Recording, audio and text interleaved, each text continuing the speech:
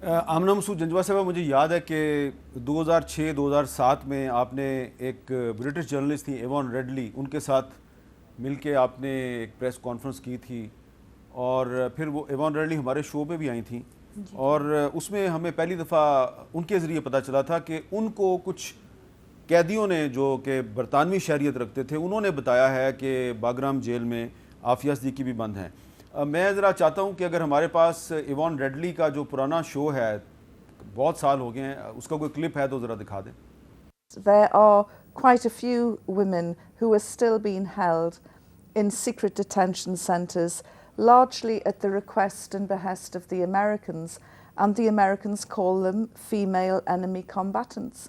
But not just the women, their children as well. And I want to know from the Americans, what on earth are you doing with the children of these female prisoners?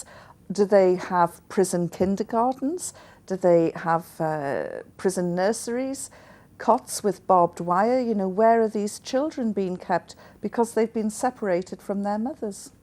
कोई point है जो मुश्ताक साहब ने भी उठाया है कि ये जो बगराम जेल में जो ख़वातीन कैदी बंद थी, उनके बच्चे कहाँ गए। तो डॉक्टर आफिया सिद्दीकी के 2 बच्चे तो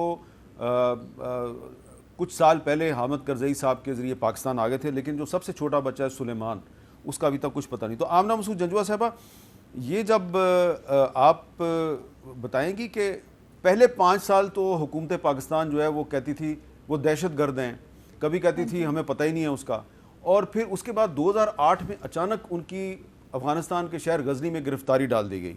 इसका क्या इस केस का ताल्लुक भी जो जबरी गुमशुदगियों के मामलात हैं उसके साथ है? जी बिल्कुल।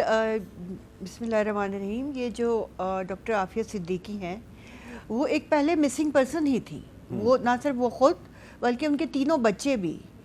और ये 2003 में ये वाक़या हो चुका था, मगर क्योंकि इनकी फैमिली को इतनी ज़्यादा थ्रेट्स और इतनी ज़्यादा हैरेसमेंट का सामना था कि ये सामने नहीं आ सके। नहीं, इनकी वालदा जो हैं वो मुसलसल मुझे फ़ोन किया करती थी और उन्होंने ही मुझे बताया था जी 2003 में। मगर जो लेकिन ये बात आपकी दुरुस्त है कि उनको ये कहा जाता था कि अगर आप मीडिया पे आएंगे तो आफिया सिद्दीकी के साथ हम मज़ीद ज़्यादती करेंगे।